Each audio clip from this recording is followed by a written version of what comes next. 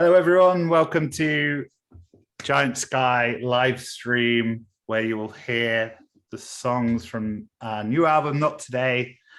My name's John. I play bass. Olivia, I sing. I'm Jay. I play guitar. And Toby's frozen. Toby, you froze. Toby. I'm a drummer. And so our album is released this evening being the 20, what are we on? 24th of June. Yeah, so midnight tonight. We were supposed to be playing a lovely, wonderful show at the O2 Academy Islington, but unfortunately due to health care shenanigans, which is a very polite way of saying lots of people have died, we can't. So we thought we'd do something like last minute and have a chat through the album and then let you listen to it like in full for the first time for a lot of you. So yeah, track one, you probably heard before. It's a track called Rust.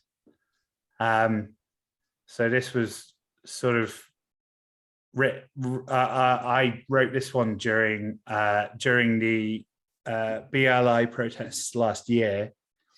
I was quite sort of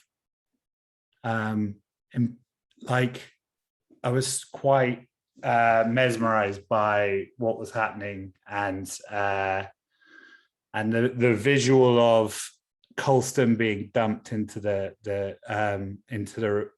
Bristol Harbour was just such a striking image. It kind of got my wheels turning a little bit. And I've been playing with the riff for a little bit, and kind of fitted the lyrics around that. And then sent it off to these people, sorry, who did their thing. But do any of you guys want to talk about it a little bit, or should we just get to it? Or it's a banger. Yeah, I thought it originally was going to be a country and western song, and we crafted it into a monster of a riff-based background. it's very of the moment. Yeah, I think the reason why we wanted to release it first was just because it was always going to be the first track. Well, when we were originally doing it as an EP, it was going to be the first track on the EP, and that's the first track on the album. And I think it really does kind of, it's a good statement of intent for the rest of the album. Yeah, it sets the tone well. Yeah. So yeah, shall I play it? I mean, most of you would have heard it before, but this is going to take a little while for me to get this seamless. Okay, this is Rust.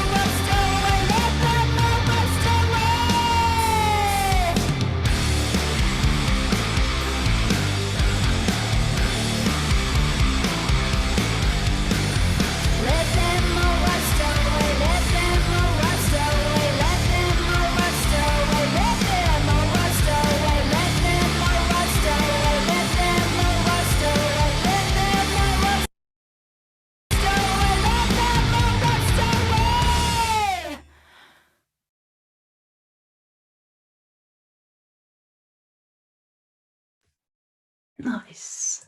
Whoops, I pressed pause before the end. Never mind. So next up is Change, which is another single. And Olivia's going to talk a little bit more about this. Yeah. So this one for me kind of encapsulated what I think it's like for a lot of creative people working in an office. Certainly, it's been my experience as a creative person working in an office. The frustration of being led by people who don't believe in or who aren't really very respectable leaders, and kind of getting too far down a pathway and not necessarily feeling like you are able to turn back. I think that comes with maybe getting a bit older. It's harder to undo some of your adult responsibilities. At least that's what I've felt, certainly. The more I've trekked down the path of adulthood, I felt a bit trapped by the corporate life and the capitalist agenda, which I'm trying to undo now. So that was my perspective from writing it. I think you could probably sense a lot of anger and frustration and boredom. I think boredom reigns supreme. I'm bored so much of the time. And I feel like it's not necessarily the jobs that are difficult, it's the people and the context of the job and the annoying politics. So this was my fuck you to all of the annoying bosses and, you know. All the snakes. All the snakes. There's another, I wrote a song in a meeting actually recently. Coming next album. Yeah, coming next album. It's called Snakes. And I think it's going to be a crowd favorite. Yeah, musically, we actually wrote this before Olivia came on board. And we just really liked the kind of two-way riff, the kind of harmonized riff that runs throughout it. But really struggled with a melody line until Olivia came along and was just like, how about this? And it was like perfect. So yeah, it was, what did it used to be called, Jay? You named it. I have no idea. Was this Dino Jazz? It was Dino Jazz. It's Dino Jazz. Yeah, no, that's strong song name. I'm still fairly sure Jay doesn't know the name of the songs. I think the original lyrics I wrote to this was something about being in a human farm, which, to be fair, isn't a million miles away from what I feel the direction of the song took. Didn't you write it when you were like a little bit? Oh, most likely. Most likely. Yeah. Yeah. I remember you sort of like sending them around before you'd actually recorded on top of it. And it was like, interesting. Yeah. Some, it depends. I draw a lot of inspiration from a lot of different places. Some of them not in this dimension. You guys want to talk about this more? Should we play it? Play it. Okie dokie. Right, I'm going to get better at this as I go along, I promise. Okay, so this is Che. I'm going to keep, Che.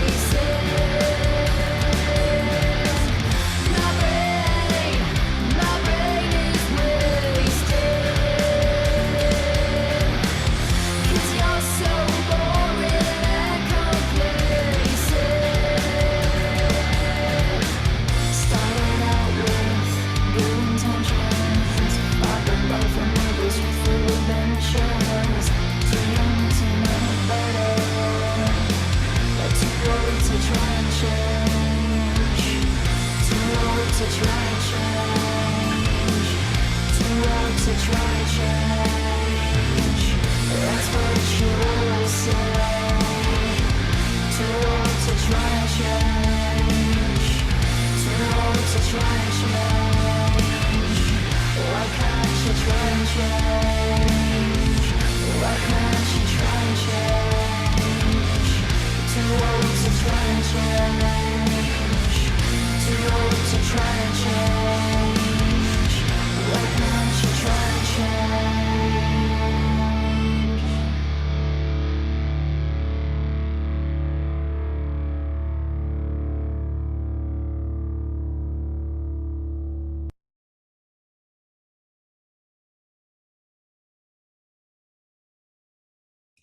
20-second of guitaring. Love it. Right, up next is Heroin. So this is like quite a silly song. It has a really filthy bass line. When we were recording it, our producer Chris Coulter, who is brilliant, by the way, slightly scary but brilliant. He said, "How do you want it to sound?" And I said, "Filthy." And he delivered. He surely delivered. But yeah, this was basically, so this was kind of so a lot of what Olivia's songs are about, certainly Gold. My songs are sad. Yeah, my songs are silly. Mine is sad. Olivia's slightly sad. But Gold was kind of about her experience working in the film industry and about like how like it really does like swallow you up, and she'll talk about it more later.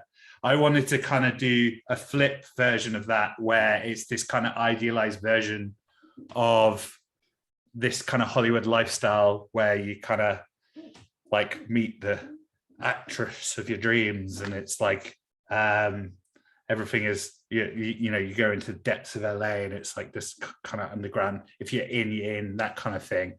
And so it's so in that way it's kind of like the lyrics are like a little bit silly because I feel like you captured it really well though. Yeah, I it think was like it's good. when you, because I didn't know that until you'd written the breakdown. I didn't actually know that you'd written it as a pair to Gold, but actually it makes perfect sense. And I think it's better in a way that this song comes from you and not from me, because my idealized fantasy dream is crushed. Oh, mate. So I think it's better that you were able to look in through that window and kind of dream that dream, because actually this is one of the more fun ones. I was surprised that when we were performing, this was probably my favorite, because actually it is an opportunity to go into that really theatrical mode. And I felt really, you know, energized by it. And if I think really hard and channel it really strongly, then there's still a piece of me that can go back there. But it's a fun one. So I'm glad that it's there and that we didn't change the name. We've got nothing but time. Nothing but time. Anything can happen down the line. I think Yes. I wouldn't discount anything, but yeah, it's a super fun one to play. And were you basically saying that this is a concept album? Because I'm not sure if I signed up for that.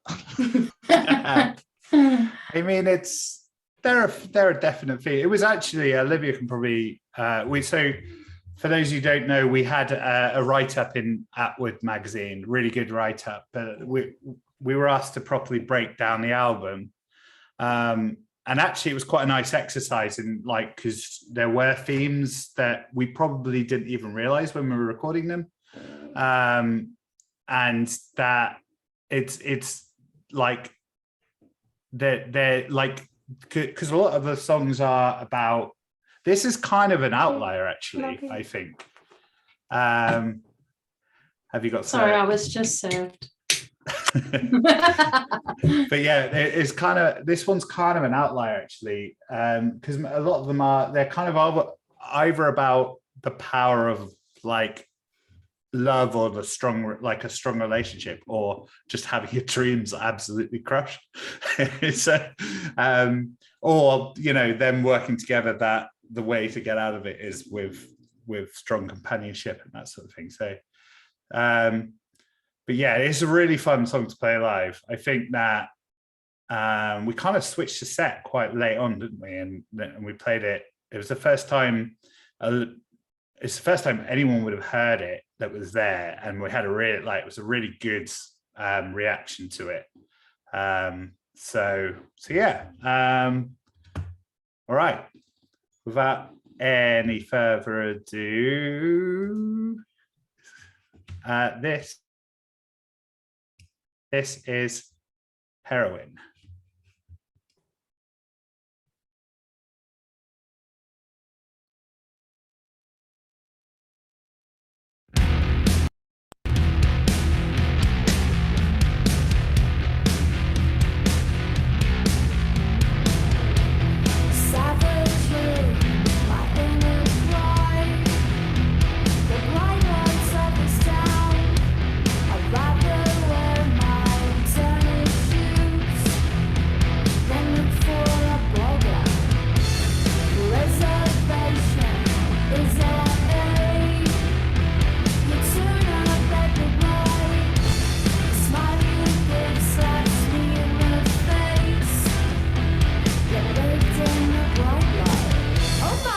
So groovy, she's starring in my movie. When I see her, she suits me. My triple threat come to me. She really is just one of a kind. She's heroin to me. Check my veins and make her mine. 'Cause I love her truly. Dizzy to the point of passing out. She makes me feel crazy. I can't get enough of her. I can't get enough of you.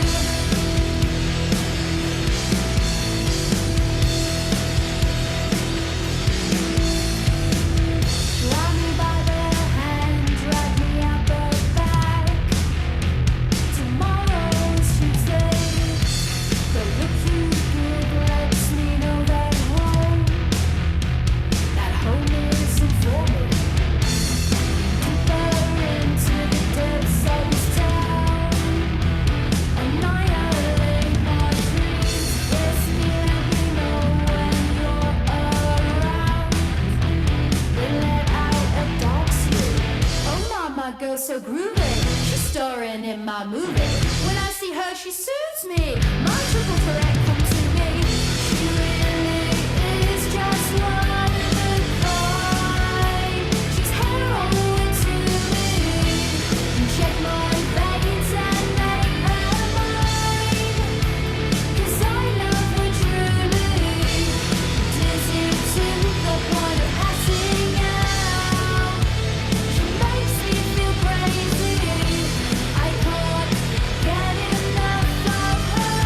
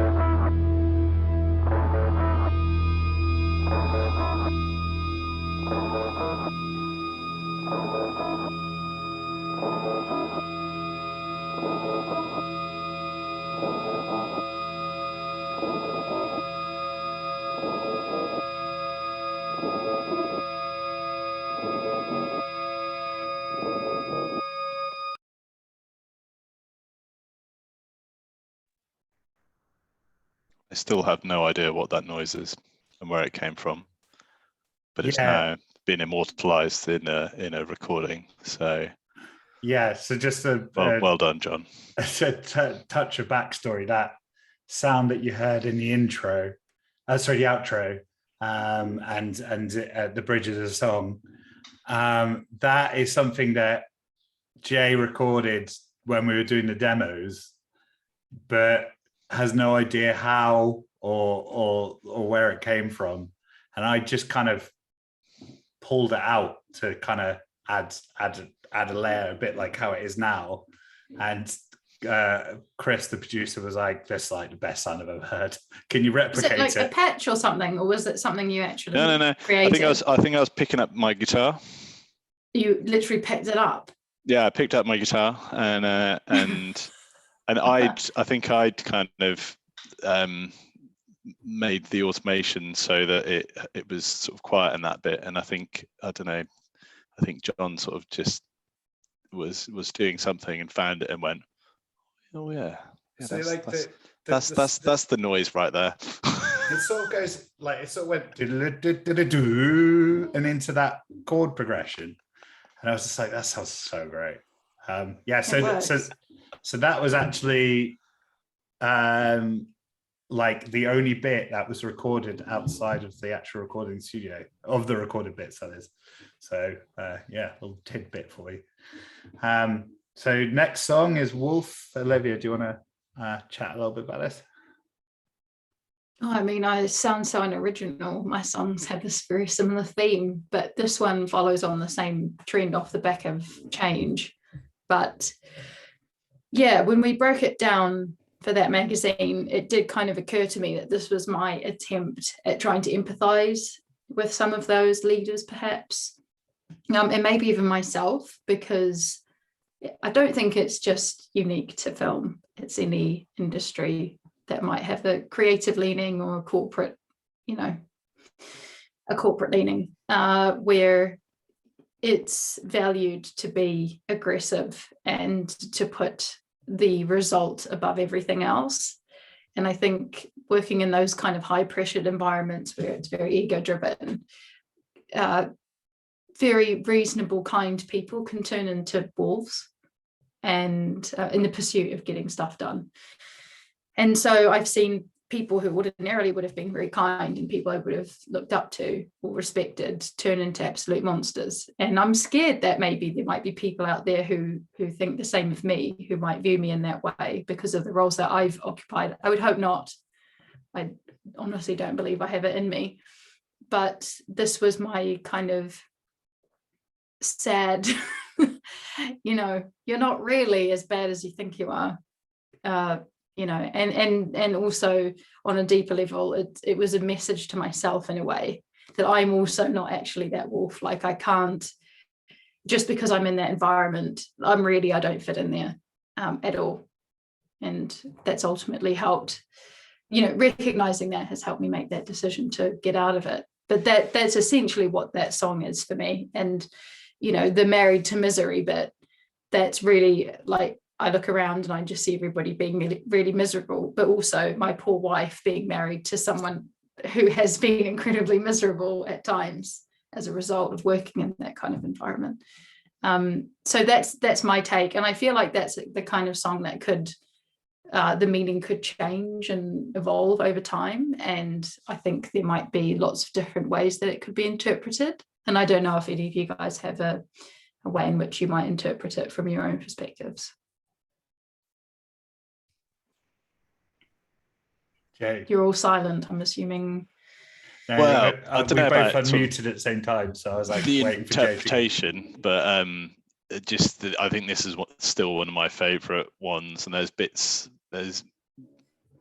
in the composition that I don't know, that maybe Chris just sort of pulled out more, and there's just things happening in it that are awesome. It's a great song, and I think that you said, John, that you'd had like the bass line in some sort of way, shape, or form since you were like 16. So, and I do remember when we were kind of just kind of jamming stuff out many years ago, because I suppose in some form or another we've been doing stuff for what seems like forever, and it's just really nice to have seen this develop, and for Olivia to put some meaning to it, because before it was just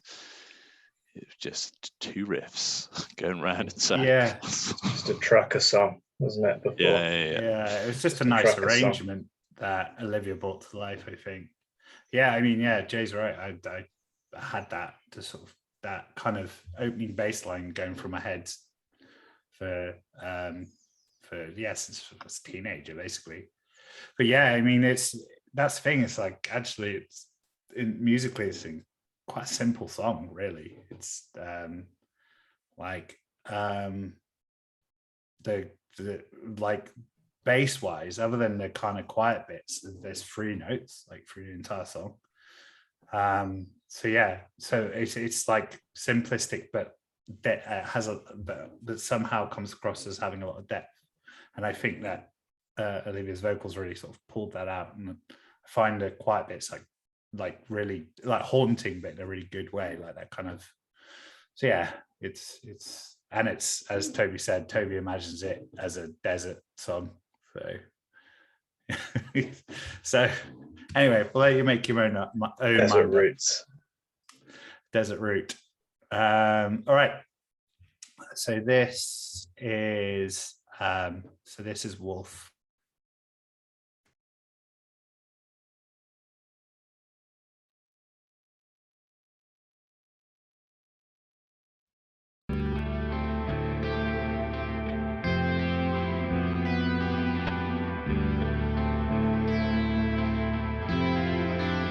You're not the wolf you think you are.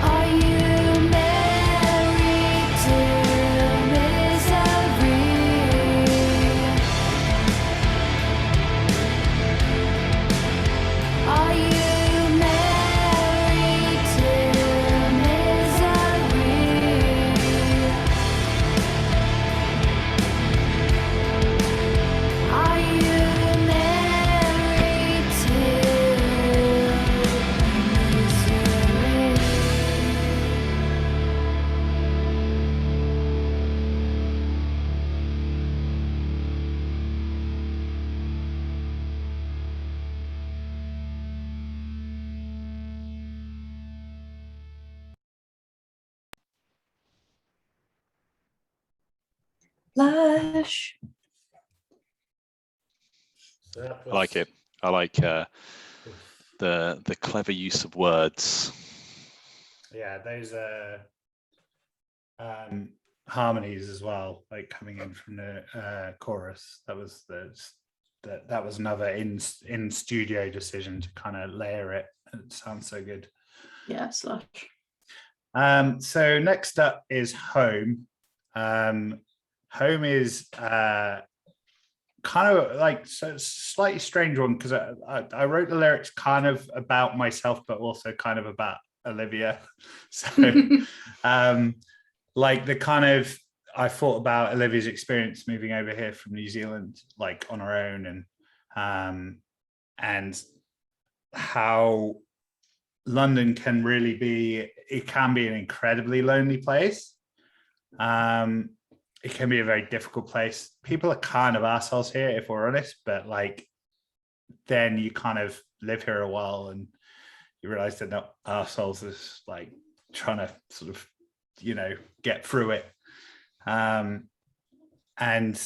the kind of and how being with the right person can kind of make you see beauty in a place. Like it's not so much about the actual where you are, it's kind of who you're there with.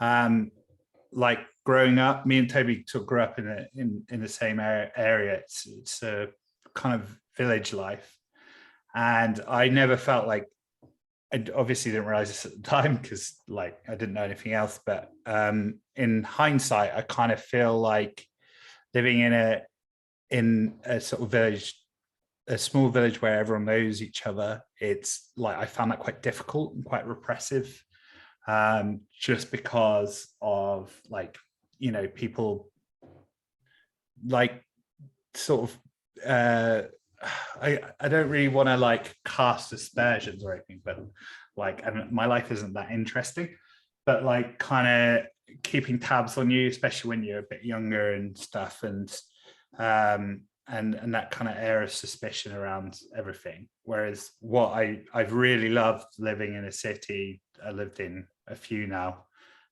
is that kind of feeling of anonymity that you get.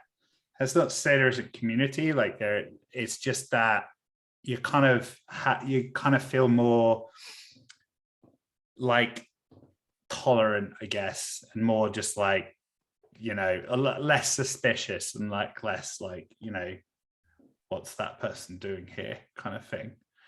And that sort of being here in London with like my partner, and that kind of like and especially this time of year is such a nice place to be. And I think that about Bristol as well, which is where Jay's from, it can be really special if you have the right people around you. So yeah, and like musically, like I base it around a guitar riff that is like not involved in it at all anymore, but built it all around that. And then Jay added these arpeggio. Is it arpeggio? Arpeggio. Edgio. Yeah, those See. but basically like I sent it to the guys, everyone really liked it, and Jay was just like, can I have a play, and came back and like the guitar is just like brilliant. It's honestly it's so great. Yeah, so yeah, does anyone else have anything to say about it? Should I get cracking? I mean, I thought you captured a mood that I can relate to as well. I mean, I grew up in a small town as well, and definitely felt very seen, and didn't like that very much. It was impossible to be anonymous or kind of just fade into the background. And that's something I really like about London, is that I can do and be whoever I want and no one cares. And that's really liberating. No one cares. No one looks twice. No one gives an absolute shit about anybody else. At least Yeah. when you're walking through the city or you're traveling through the city, everyone's on their own way. And the only other place I've really felt that is I felt, even when I lived in Auckland, which is New Zealand's biggest city, I still felt that there was a village feel. You could still recognize people and people could still recognize you. The only place I felt that similar degree of anonymity and nobody cares vibe was New York City.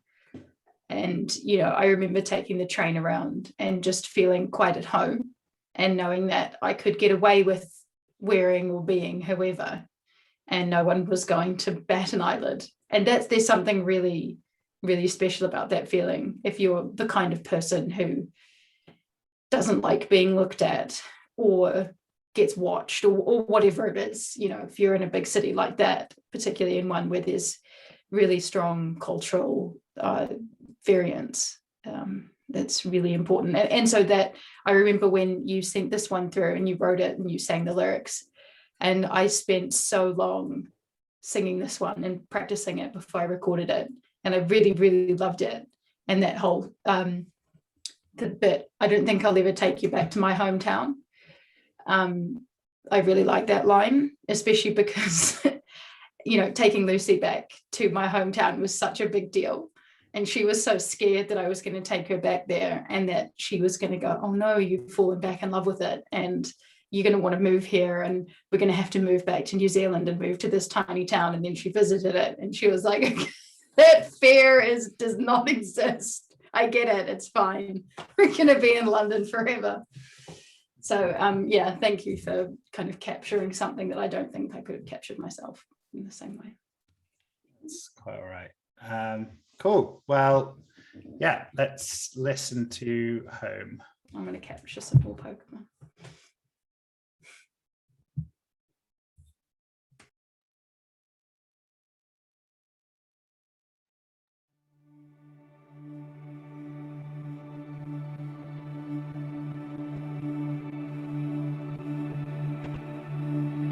Waiting for the cold to subside so I can take myself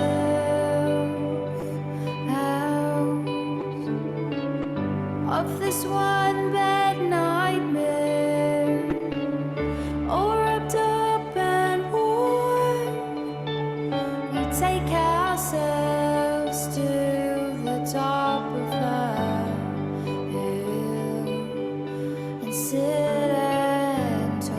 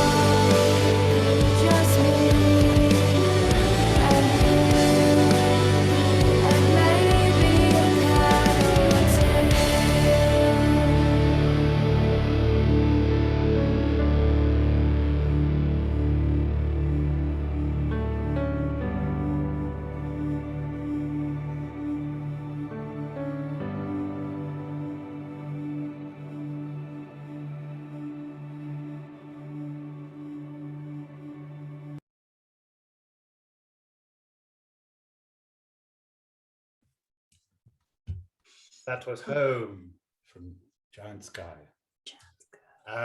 So the next one, I won't talk too long about it because it's slightly weird. It's like, so the premise behind the song is that it's about a couple. It's not autobiographical, but it's about a couple who decide to be strangers on a weekend away, and so that they can pretend that they're having like a little fling.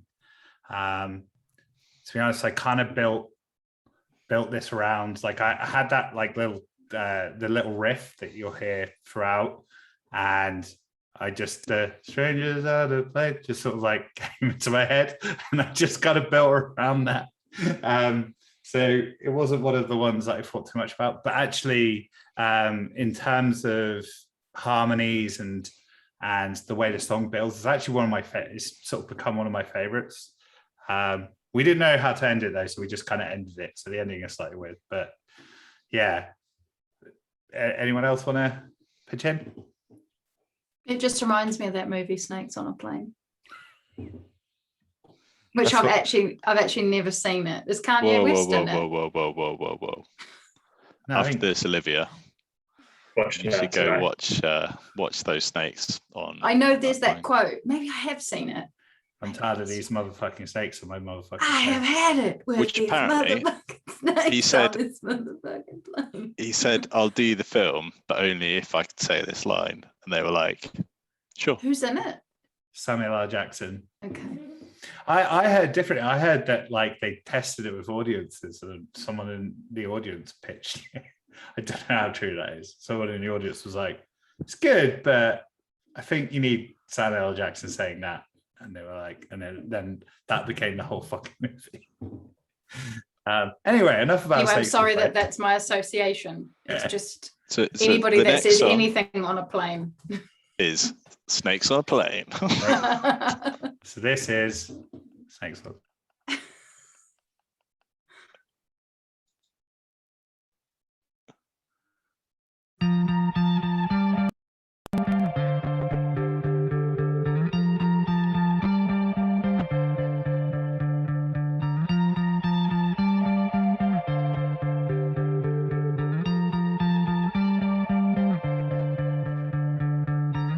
Cut to commercial before the big reveal.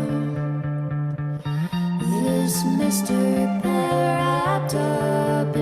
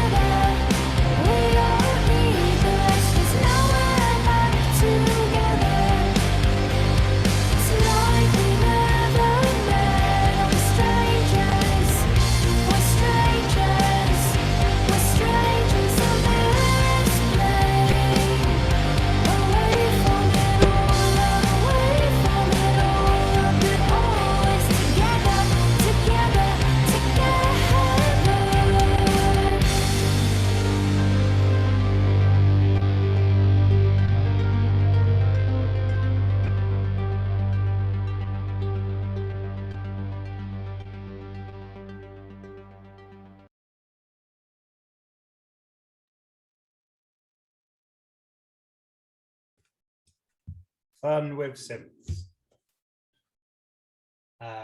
So next up is Elephant, which Jay wrote the music for and Olivia wrote the lyrics for. So I will hand over. This has been around my head for absolutely ages. I don't know what inspired it, but I just thought I'd get it down. I think I got it down in a sort of lunch break from work.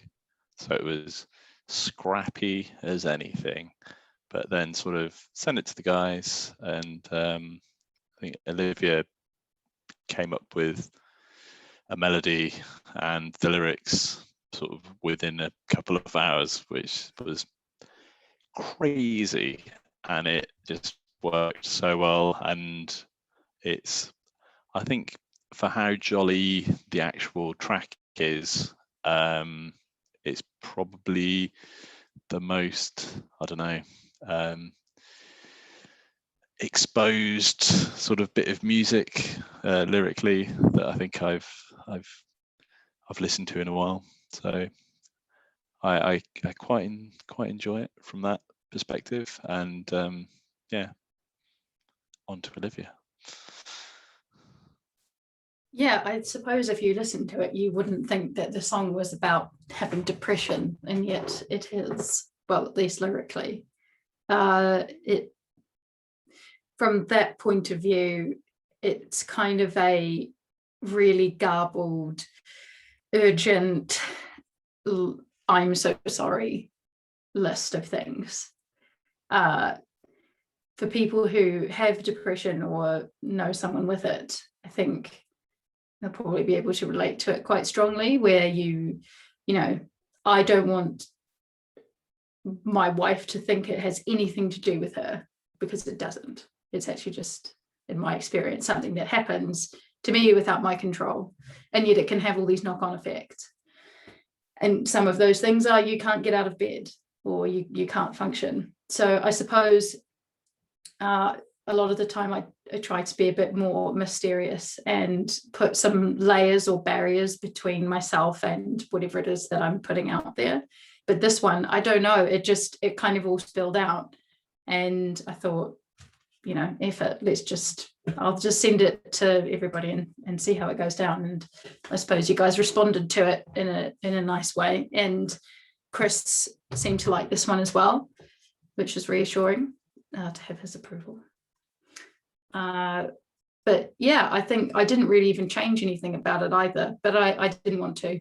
I think, you know, it's just, I think it captures the essence of something that, you know, people can probably relate to, and certainly has been and can be my experience. I don't know, does anyone else have any thoughts or feelings around that? I mean, I like it.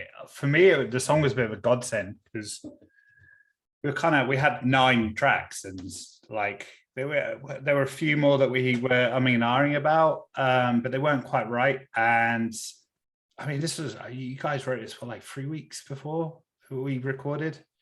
Yeah, it was close. It came together so quickly, and like everyone was really, really responsive to it.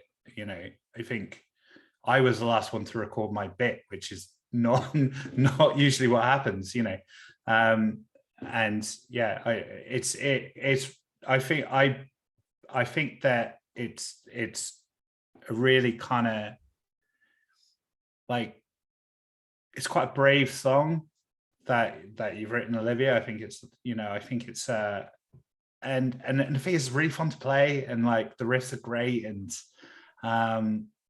but like, yeah, to have that kind of really quite spiky edge is yeah, I think it's a really sort of strong song that was put together so quickly. It's the quickness that it all came together is like what astounds me, really. It feels a bit like a rap song when I'm trying to sing it. It's so quick, and there's so many words that by the end of it, I'm trying to catch my breath.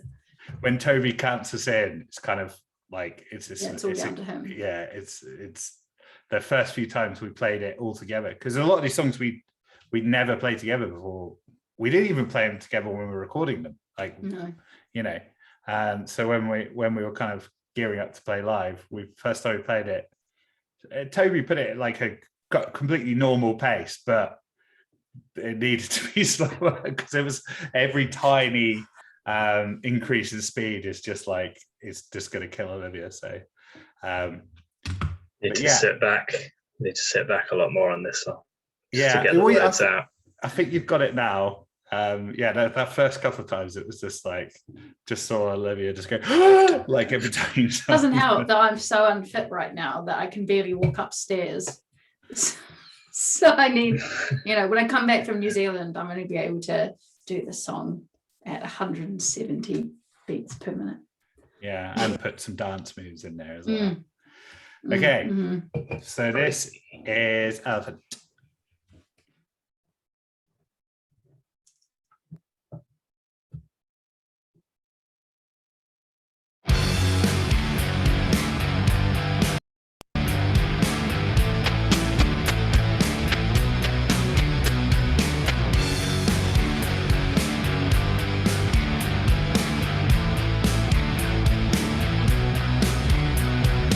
Oh my love, I'm so sorry, I'm so blue. Promise it's absolutely nothing at all to do with you. It's just the chemicals and a hand of bad juice. I'm so scared you wanna leave. When it hurts, I know I get me. I run, but she always catches up to me. When I sleep, she wraps her close tightly. She wants me alone in the darkness, and to hide me from my friends. I run, but she always catches up to me. When I sleep, she wraps her close tightly. She wants me alone in the darkness, and to hide me from my friends. Oh my love, I'm sorry I can't get up. I hate the sound of all the words coming out of my own mouth. Wish that I could sleep for 8 weeks and wake up not feeling weak. Wishing, hoping, dreaming that these pills will take me back to me. Wouldn't wish this on my worst enemy. This sickness that you can't even see. Wouldn't wish this on my worst enemy. This sickness that you can't see. I run, but she always catches up to me. When I sleep, she wraps her close tightly. She wants me alone in the darkness, and to hide me from my friends. I run, but she always catches up to me. When I sleep, she wraps her close tightly. She wants me alone in the darkness, and to hide me from my friends. Oh my love, I'm so sorry I was good. I put up a good fight so that I could get right back to you. We both know I'm like the waves that go back up and down again. Don't worry, 'cause I will drown. You'll hold me up when you're around. Wouldn't wish this on my worst enemy. This sickness that you can't even see. Wouldn't wish this on my worst enemy. This sickness that you can't see.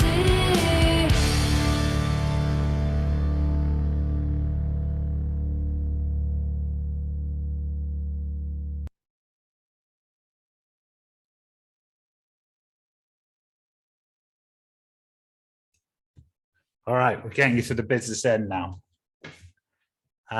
Next up is Snow, which was our second single, and is probably, well, it is the one that we've kind of got most kind of like play and traction with. From my perspective, it just, I can't even really remember, just kind of this a bit like the last one came together very quickly. And yeah, I just had that piano. I was just sat playing with the MIDI keyboards, and that piano riff came out, and then it all kind of went from there, really. But I know for Olivia, this is like quite a personal song. So yeah, it became that way. I think when I first wrote it, it was a bit of an existential song. You know, when you go down that rabbit hole of what would happen if the person or people I love died, which is dark. And particularly around the time of COVID, it was, you know, this was, I think we wrote it or were developing it around that time when there was all of this death and mayhem happening. And it was an apt time to be having these existential thoughts. And so I wrote it thinking about Lucy. But then not long after it came out, my mum was diagnosed with cancer, and it became her favorite song. And that was kind of a big deal because I wouldn't say my mum's taste is particularly of our genre. She's not really into kind of heavy rock. And so for her to say that this was a song she was playing on repeat meant that it wasn't just because I was singing it, it was because she actually really liked the song. So that was a big deal. And then, of course, learning this diagnosis in combination of all these things, it just took the song to this whole other place. And then we had our first ever show, which we did. It was that live stream. And I knew my family were watching. And I said really quickly as we were leading into the song, oh, and this is for my mum. And then boom, it was just over. I couldn't get through the song. I was choking. Oh, he's getting a beer. He's getting a drink. Yeah. So I choked my way through that one and made the note to myself that I wouldn't be doing that again. So it has taken on this other kind of level of existential doom, I guess. But I think it's a love song, platonically, romantically, any kind of love, I think, and particularly around the what everyone has been through. I don't think there's a person out there at the moment who hasn't been affected by COVID in some way, where this song, at least for me and maybe for the people around me, had quite an emotional effect. So for that reason, it holds a very special place, even though it's not necessarily my favorite one to sing because it's slow and it takes all the tone. You know, if you're up on stage and, you know, we're crazy singing stuff like Heroine, to dial it back down to this level of, you know, it's the slowest song on the album. But it has this weight to it. And I think that might be why this song in particular has had a bit more response. It's the most accessible song on the album, I think. People who might not necessarily respond to rock or the heavier stuff, this is an entry point. And also the lyrics are so relatable, I think. There's no ambiguity here. So, that's my perspective anyway. Anybody else? Save me.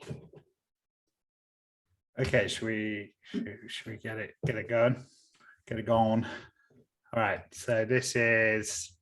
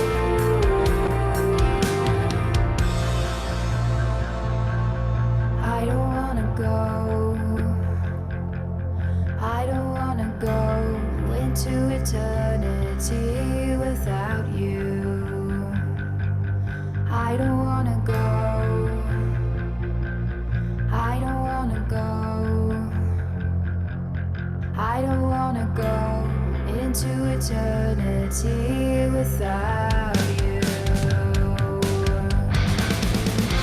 There's no way that I can go into the void on my own. There is no way that I can be in eternity. There's no way that I can go into the void on my own. There is no way that I can be in eternity without you.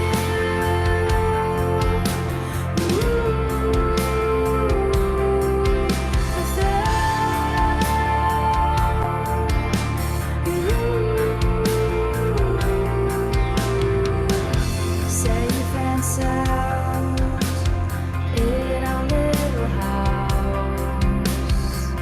The world goes crazy, but you and I remain the same.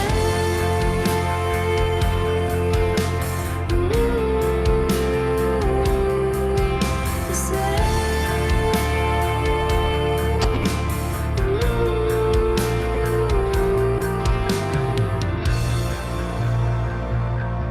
I don't wanna go. I don't wanna go into eternity without you. I don't wanna go. I don't wanna go. I don't wanna go into eternity without you. There's no way that I can go into the void on my own.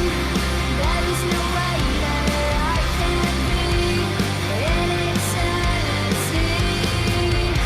There's no way that I can go into the void on my own.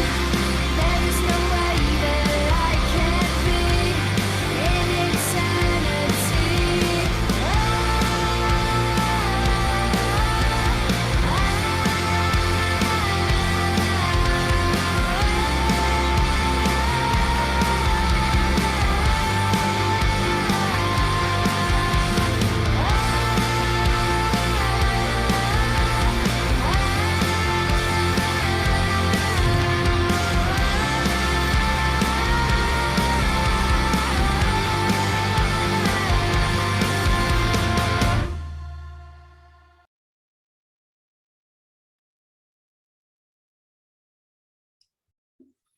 Snow.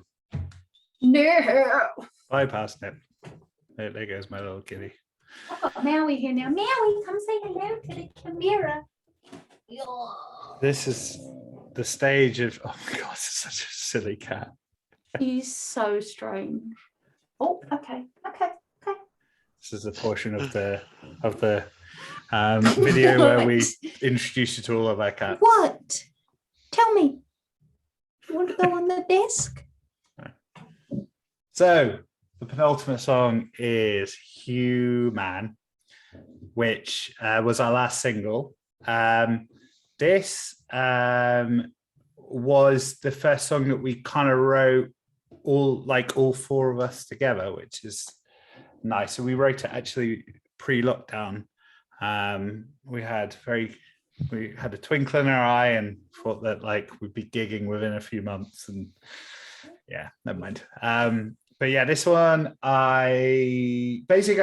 it's all based around the opening synth track. I recorded all of it just with the synth, and then we all built it around that. It's kind of about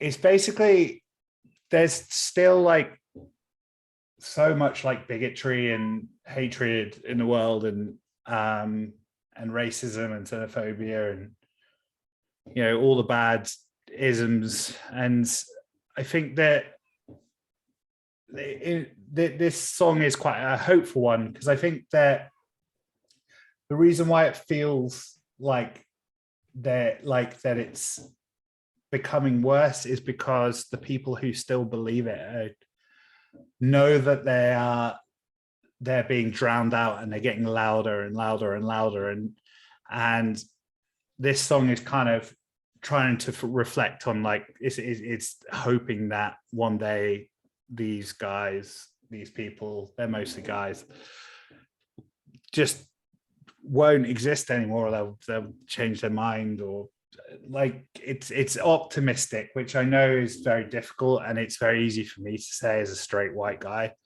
But yeah, it's a hopeful song about there being no more bigotry, basically. But yeah, this one was, I think it's kind of all of our sort of semi-favorites. Really fun to play. Riffs are great. It's very like, it's just kind of, yeah, just quite joyous. Yeah. Anyone else the same? It could have gone a really different direction if Chris in the studio hadn't told us how ridiculous having a super chuggy breakdown at the end of quite a few places would have been. So yeah. And the intro was quite long as well. I think we had like a 1 minute long intro here originally for this or something. And then a bit of a breakdown at the end.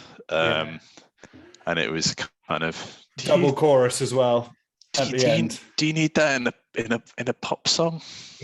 Yeah, it was like, it's very metal at the end. It was like from quite enough. And yeah, the kind of after the first verse, we kind of just had like a weird kind of nothing bit, and he was like, okay, you need to add something there, because yeah, this is probably the one that was most heavily edited by Chris, actually. But yeah, I really like it. It's a really happy song, super fun to play live as well. So, covers all bases, this song. Yeah, I enjoy singing it for sure. It's a good one, and it's not really lungly challenged. If that makes sense. It was when it used to have a double chorus at the end. Yeah, at the beginning. Yeah. In the early days, it was difficult, but it's become something that's actually fun and manageable. And I didn't realize, what's so amazing is that I didn't realize until you told us, or it was written down in some breakdown for the single, didn't realize that you'd written it from that perspective. And I just thought it was actually quite amazing. I kind of took it as I guess because I was coming from my own position of, again, feeling garbage in my job. I just wanted to be seen as human when they may have been seeing me as a robot. So I didn't even, the whole bigotry and homophobia or xenophobia thing went way over my head, which is ironic considering I'm the gay one. So I just think it's really beautiful that actually you have written all the political songs and I have written these sad, self-indulgent songs. You know, you've been the one to actually sit down and think in this bigger perspective and, you know, approach something a little more political or critical. And so for that reason, actually, I really love singing this one. And all the songs that you've written lyrically as well, they're all a real privilege to play from my perspective. So once again, I feel like I need to thank you for writing it. Well, what I would say is, the thing is, I think that, like this, without trying to sound dramatic, but like, I think that we both wrote from the main sources of our depression.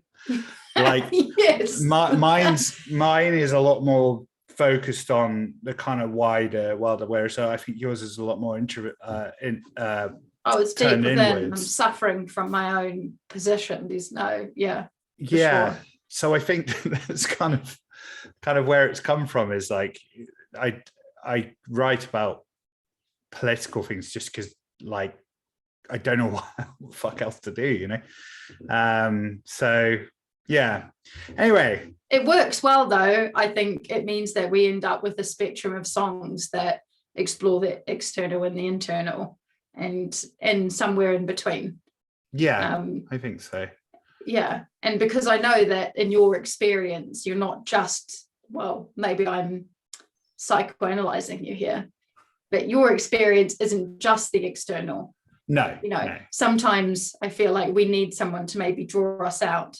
Like I need to be externalized in a way, and perhaps you need to be internalized. I don't know. I'm drunk. That doesn't even make sense. I shouldn't even be drinking, and yet here I am. I think basically what you're saying is Toby just holds it all together. He holds it all together. Without Toby, we are lost. Yes, that is very true. We will talk about Toby a lot more. He's drinking the old hen Oh, speckled in. because he's a 90-year-old man, apparently. What is that? Is that a whiskey or a Ale. It's like bourbon? a proper old school ale type. Oh, Proper dear. British ale. We will definitely cover Toby's contribution to the album more on the next track, because I think Toby's contribution to the next track is so mammoth that Bigly. so this is Human.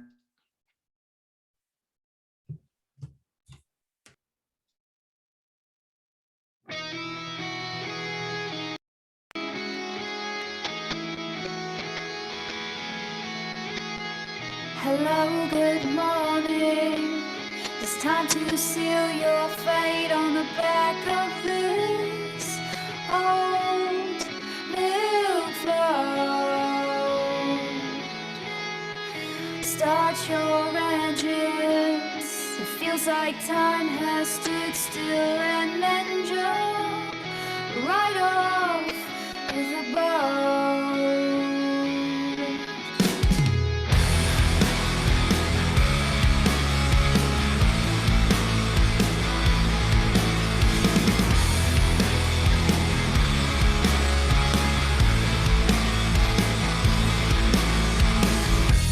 Everything we do will surely draw the eye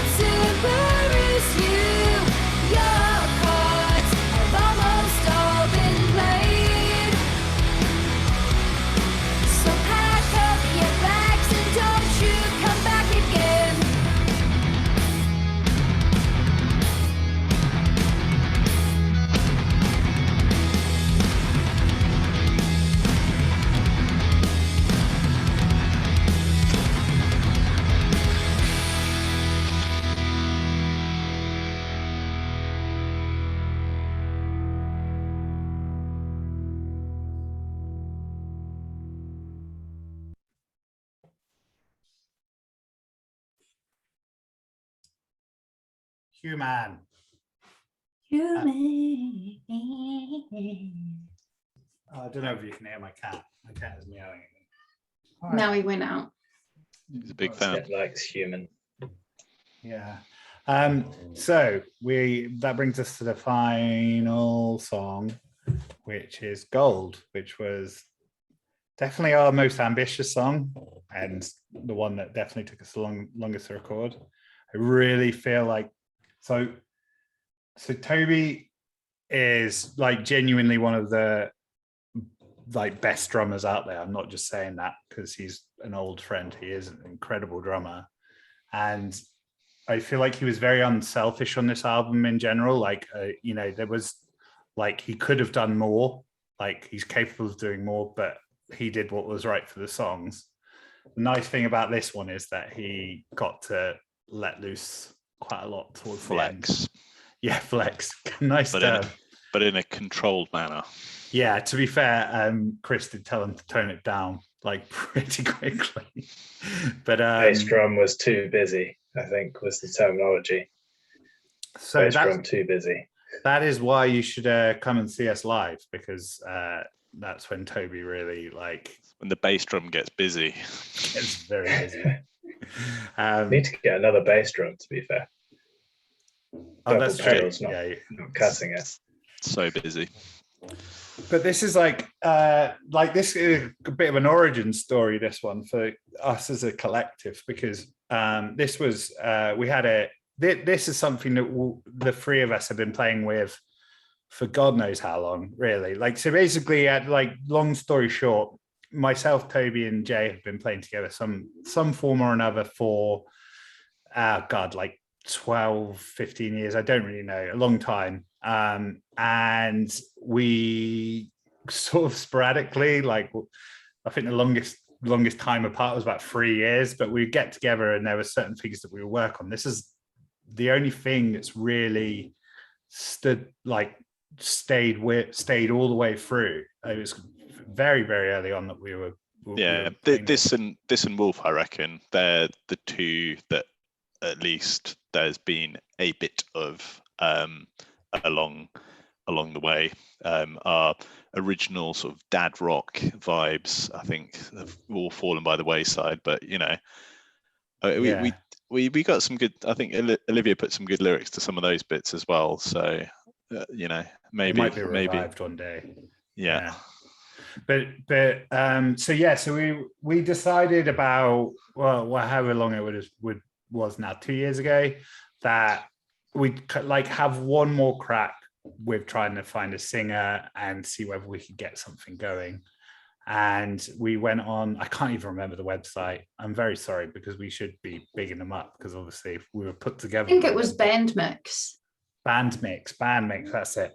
And we just kind of passed this demo without any lyrics on it to a few people, and Olivia came back with it hasn't really changed. There's a few lyrics that have changed, but since then, and we were all just like, okay, this is a good fit. And then Olivia turned up jet lagged to fuck to our first ever practice, and just improv through the majority of the rest of the stuff, most of it which we kind of left there, really. The rest was a test. Yeah, the rest Sound of like it. it was a lyrics on test. this. Yeah.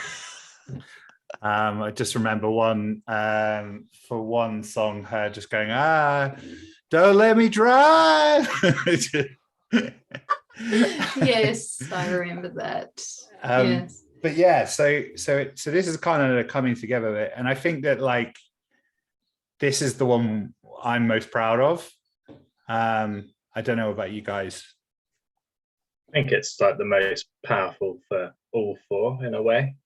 Not obviously not, but together all four, I think, all come very prominently in this song.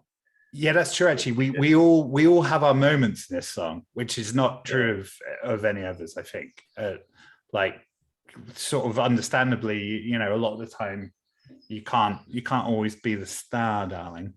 But I think all of us have some really big moments in this song, and it's just cool, and like it's so fun to play live as well. It's the best to play live.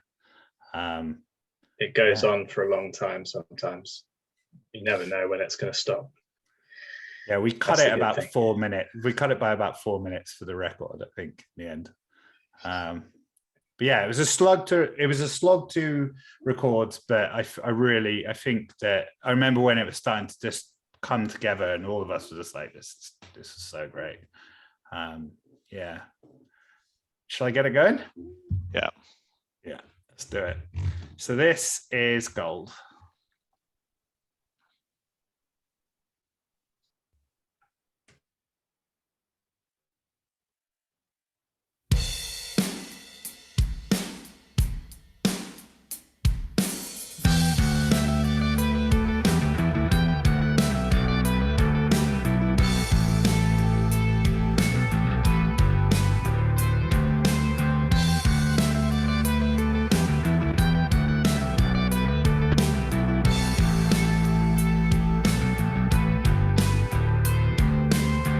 Our dream collapsed, it's true. And they stayed gold while I was dark blue.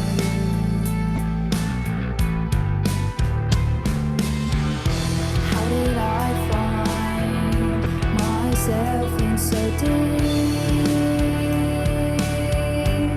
Closer than ever, but a valley in between. A dream collapsed, it's true. And they stayed gold while I was dark blue.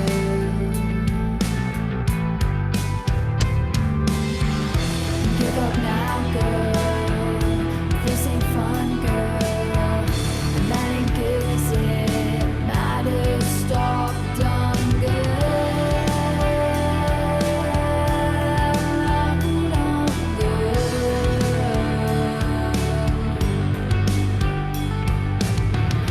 Give up now, girl.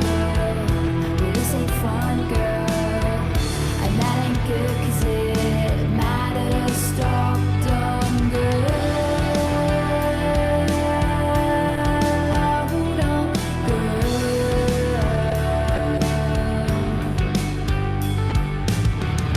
Turn those Hollywood lights down. Throw me off the turn those Hollywood lights down. Throw me off the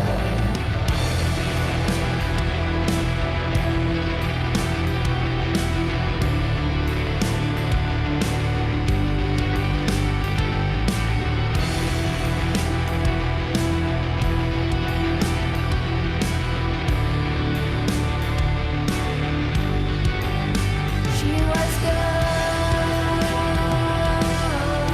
and I was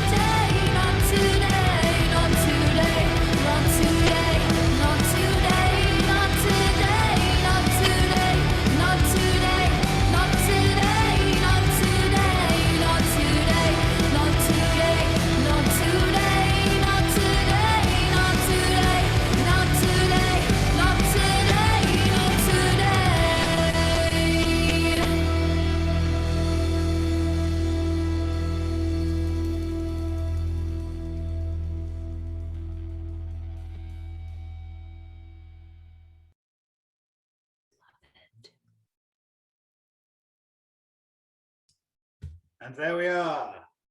Not today. We hope you've enjoyed this video. So the album is out literally in 3 hours and 14 minutes on all good streaming platforms. All the videos will also all of the tracks will be live on YouTube as well. It's quite cohesive without us talking in between the tracks as well. So I think you'll enjoy that. Yeah. Yeah, I think that feel free. I'll at some point, I won't do it tonight, but at some point I'll put some time codes in. And yeah, thank you so much for watching. And we've been Giant Sky. We really hope you enjoyed the album. We really hope you enjoyed listening to it. And we hope to see you at an actual venue with actual standing and dancing and stuff soon. Which should be September the 25th. 25th. So I'm going to try and come back the day before. Nice. Not quite the day before, but very shortly before. I don't have to quarantine if I come from a green country. Oh, that's true. And I travel through Singapore, which is also a green country, then I don't have to quarantine. Yeah. That's what I'm aiming for, because I want to have as much time. Mauritius has just been added as well. So well, maybe I'll have to go through the Mauritius. Maybe. I don't know. Thank you so much for watching. And we'll see you very soon, hopefully. Thanks.